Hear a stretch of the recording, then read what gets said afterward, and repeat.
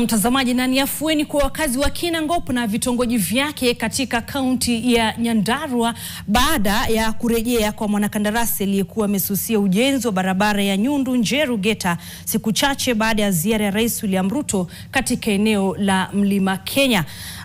Ujenzi wa barabara hiyo ulianza rasmi baada ya kuzinduliwa na Rais Ruto Oktoba mwaka 2022.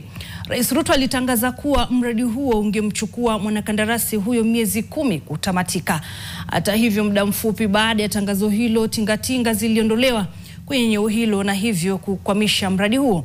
Kufuatia ziara hivi majuzi ya Rais Ruto katika eneo hilo, mwanakandarasi huyo sasa ameanza kazi na kuleta matumaini mapya kwa wakazi.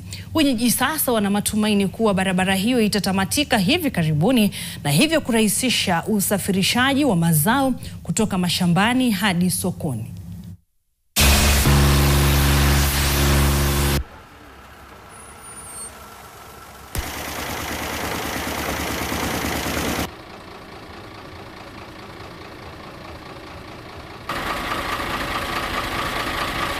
Tulikuwa na shida sana.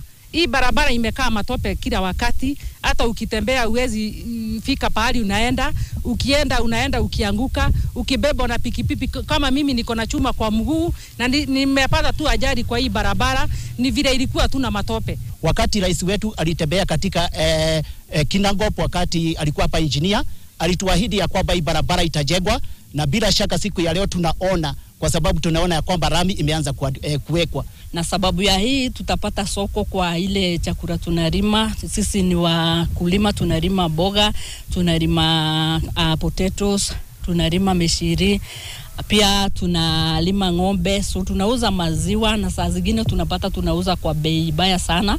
So we are hoping that because barabara imekuwa mzuri, bei ya chakula itaenda juu, so tutakuwa na pesa kwa mifuko yetu.